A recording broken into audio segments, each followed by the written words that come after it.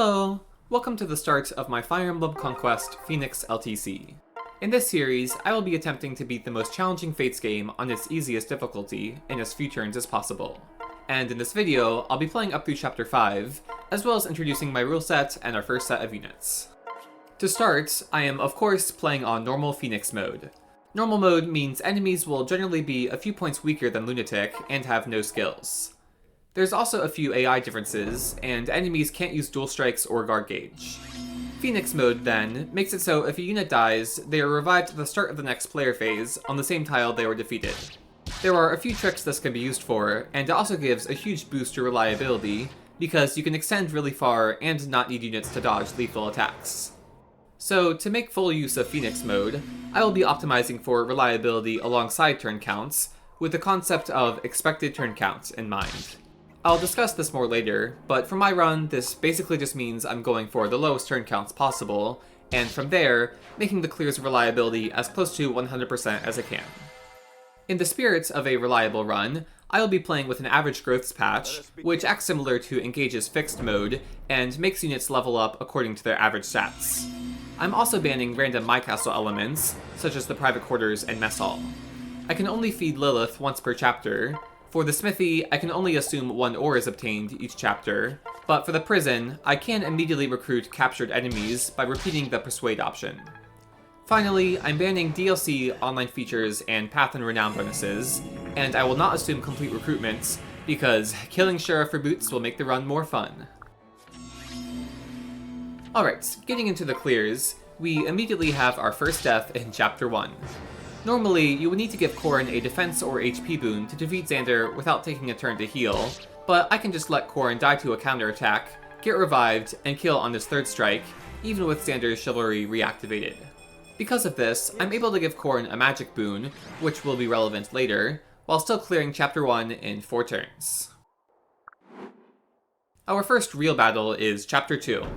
The goal is to rout, but the only enemy with 1-2 range is Kaze, so we can wrap around the east to defeat him on turn 2 player phase, defeat the samurai on enemy phase, and have everyone available to defeat the bulky Rinka on turn 3. While this plays out, let's talk about our first units. Corrin's low movement means he doesn't get to do much this chapter, but his stats are all around solid, and he'll eventually transition into being the lead combat unit. For now, he's stuck with swords, but his 1 range is strong enough to pick up kills throughout the early and mid game, and the experience boost from nobility will help him get the level ups he needs for success. With the magic boon, he'll have among the highest magical damage output in the army, and between his wyvern talent and supports, he'll have access to many great classes to make use of this awesome 1-2 range combat. For Corrin's Bane, I've selected resistance. Magical enemies aren't that relevant, so this is the best downside to work around. Lastly, I've selected male Corrin, so we have faster access to other classes via an A support with male units. Male Corrin also means we get Felicia as our early servant. Her strength is frustratingly low, but she's our first access to 1-2 range, and she'll be a great support unit in the early game, between weakening enemies with daggers and providing Corrin +2 damage with her personal skill. Lastly, we have Gunter, whose 1-range combat and high movement is great in these first chapters. Like Felicia, he also has useful supports, with his personal skill providing Corrin +3 damage and +15 hits, and his class access of Cavalier, Wyvern, and Mercenary gives him a variety of options for skills and pair-up stats. It's too bad we lose him after Chapter 3, but he'll be instrumental in letting Corrin reliably kill everything once he rejoins in the mid-game. Alright, now just to make sure I'm covering all my bases, an important mechanic to take away from this chapter is attack stance. When our unpaired unit attacks adjacent to an ally, that ally also gets to use a dual strike to attack at half damage, and the lead unit gets +10 hits. This is, of course, amazing for both damage output and reliability, making setting up attack stance a major factor in our positioning for the entire game.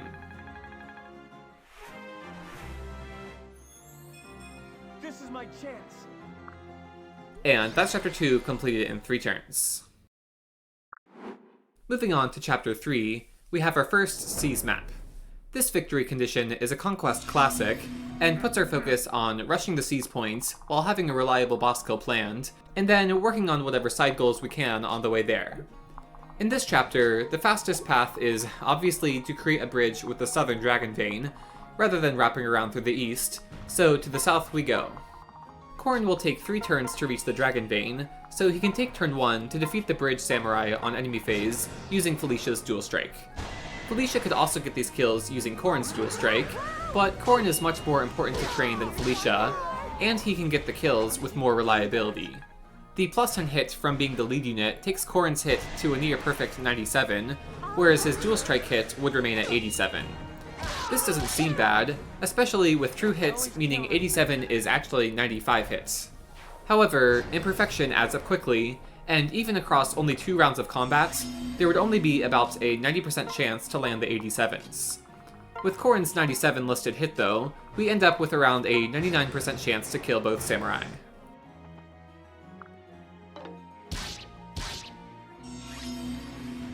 Of course, we can't ensure 100 hits for every round of combat at max pace, but what we can do is give ourselves multiple chances to land imperfect hits.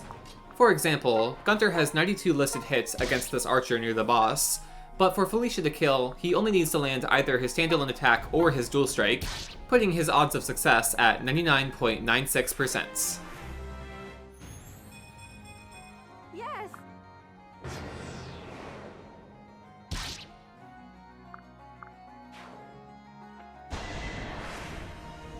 Remain ready.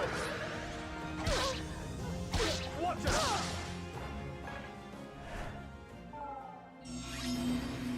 We've been able to get near-perfect reliability pretty easily up to this point, but to keep high odds against the boss, we really have to make use of the multiple chances to land attacks strat. Even though he has a -10 avoid tag on normal, he's still pretty dodgy between high speed and his gate's 20 avoid.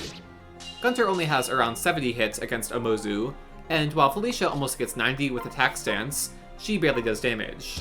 So essentially, we need to land 3 or more attacks with imperfect hits to clear the seize points.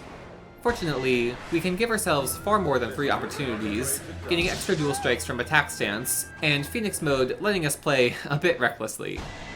Here I can attack into the boss with Felicia on player phase for 2 attacks, and even if she fails to kill and dies to the counter attack, I know she'll come back at full HP the next turn. This is amazing because now both Felicia and Gunter can attack on turn 5 player phase while in attack stance, giving us a total of 7 attack opportunities. Calculating the exact odds of success would be quite complicated, but I would absolutely assume Felicia and Gunter have over a 99% chance to land enough attacks and set up Corrin to seize. And that's chapter 3 completed in 5 turns.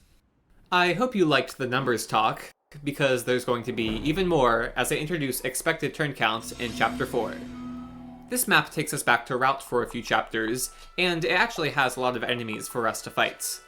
Most of the Faceless are set to rush Sakura and Hinoka in the northwest, but they will attack us if we get in their range first, so our few units can just rush northwest, sweeping all the enemies that gather in the center, before chasing down a few enemies in the north.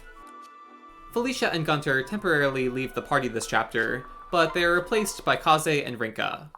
Kaze's combat will be useful early on, but his offense, bulk, and movement eventually won't cut it, despite his great speed and 1-2 range. However, he'll bring important utility throughout most of the run, between Ninja's Lock Touch and Speed and Movement para bonus. Rinka, of course, won't rejoin past chapter 5, but her filler combat and strength para bonus are needed while we have them. Perhaps the more important Hoshiden unit to talk about is our ally Ryoma. He also rushes to save Sakura, fighting any Faceless he sees except the boss. However, we don't want him to get distracted by any such enemy. Hinoka and I can defeat every enemy by turn 5, except one of the northern Faceless, and if Ryoma keeps moving forward, then he can pick up that kill and finish the route. Thankfully, Ryoma starts a step behind us, and by making use of Pair-Up and Kaze's movement boost, I can keep it that way. Turn 2, Kaze and Rinka can team up to defeat a nearby Faceless on player phase, but they do end up drawing over another Faceless, who they can't one-round on enemy phase. So Ryoma is going to take this kill, but he'll still move far enough to reach his turn 5 goal, so long as he moves full move every other turn. And by holding Ryoma back as much as I can, I've ensured Ryoma won't get distracted later, and I can get as many kills for myself as possible. To keep moving forward, I have Corrin pair up with Kaze, who can then ferry Corrin to the second Dragon Vein turn 3. This sets up Corrin and Kaze to clear the center of the map across the next couple turns, and then reach a faraway Faceless in the northwest by turn 5. With Kaze's parrot bonus, Corrin can double the generic Faceless, and he can build up guard gauge to block a couple attacks. Being in guard stance does mean Corrin can't get attack stance's plus 10 hit bonus, but leaving Rinka adjacent to Corrin still provides a plus 4 hit boost. So I've boosted my hit rates as much as possible while moving as fast as I need to, but as you can see, my odds of success aren't quite perfect, and it's possible I fail to kill a generic Faceless, thus distracting Ryoma, or that Corrin fails to kill the boss by turn 5. Which brings me to expected turn count. To be entirely honest, I don't fully understand the math involved, and I'll have a video linked in the description that gives the metric a proper introduction. But from my understanding, this metric is a way to measure both turn counts and reliability together, expressing how many turns a clear expects to take, considering the odds of winning on each turn, and the chance of having to replay turns. Thankfully, Phoenix mode essentially means I will never have a reset condition, because if a unit ever dies, they will just come back the next turn and I get to keep playing. Plus, even if my clears were to fail to win on the earliest turn, I feel pretty confident I would have near perfect odds of winning by playing just one extra turn. So all we really need to consider is how likely I am to win on the earliest turn possible. Looking at this chapter, I've calculated around a 95% chance for everything to go right for winning on turn 5. This includes Corrin and Kaze landing all their attacks to 1-round generic Faceless, and Corrin landing the final attack against the boss, after he and Kaze have landed at least 2 attacks to weaken them. So 95% of the time we win on turn 5, but 5% of the time we have to play one more turn to clean up. And 5% of one extra turn is 0.05 extra turns, leaving us with a final expected turn count of 5.05. Okay, now if any of that was wrong or didn't make sense, then I am so sorry, but hopefully that was right, and we've got ourselves a way to factor reliability into our metric of success. Obviously, 0.05 is not a very large turn loss, and I'm actually going to be rounding to the nearest 10th to simplify things, which just barely puts this clear at 5.1 ETC. But now you know that I really am trying to keep the expected turn count as close to the displayed turn count as possible, and we can see how relying on something like low percent crits would hardly help me reach that goal.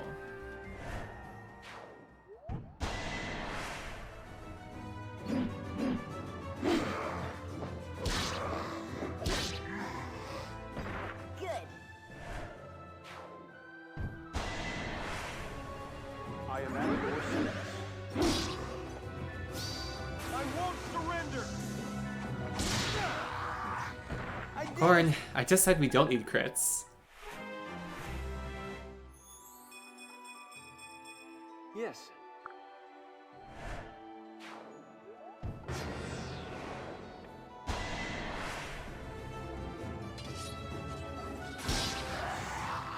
I will not lose. And that's chapter 4 completed in 5 turns, with an expected turn count around 5.1. Don't worry, we'll have some actually meaningfully low reliability to discuss in the last battle of the video, chapter 5.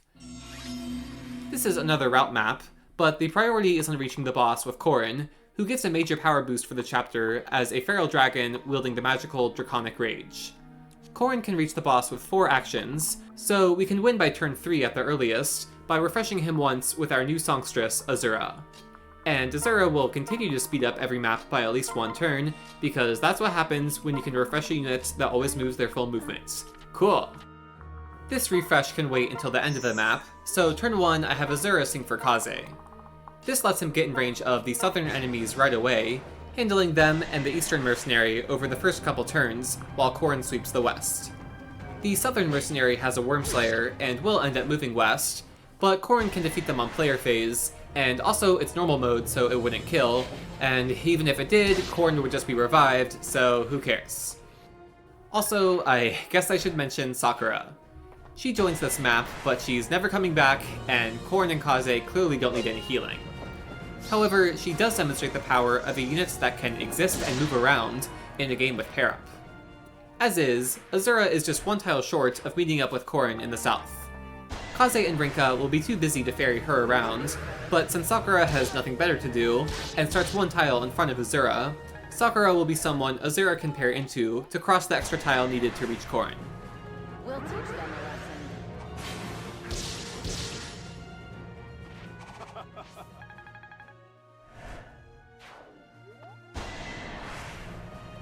Witness the strength of my tribe.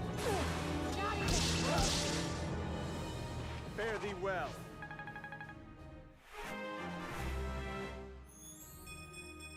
Remain calm.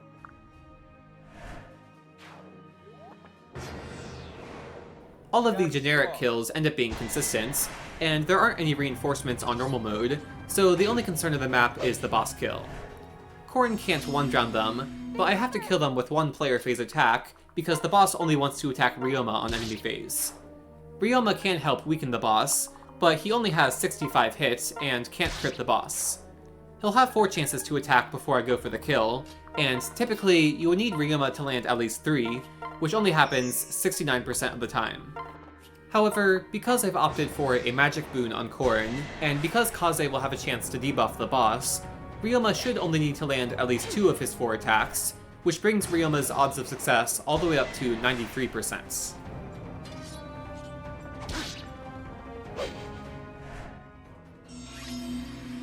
Because I unpaired Kaze and Rinka turn 2, Kaze is able to get the attack stance plus 10 hit boost against the boss, bringing him up to 72 hits. It doesn't actually matter if he dies to the counterattack, even on Classic, but he does have to land to apply his Shuriken's -3 resistance debuff. Unfortunately, Corrin can't benefit from attack stance as a feral dragon, so we have to be satisfied with his 82 listed hits. Between this killing blow and Ryoma and Kaze landing enough attacks, I've calculated the success rate for a turn 3 victory as 82%, which means just an 18% chance of playing an extra turn. And that's Chapter 5 completed it in 3 turns, with an expected turn count around 3.2. Overall, I'm glad I got to make a lot of reliability improvements over my attempts of these chapters in my Birthright LTC, and I'm looking forward to showing just how fast, reliable, and deadly I can get my clears as we continue into Conquest. And as always, if you enjoyed the video, consider leaving a like and subscribing to support the channel and keep up with the rest of the run. Thanks for watching, and I'll see you next time when we embrace the dark.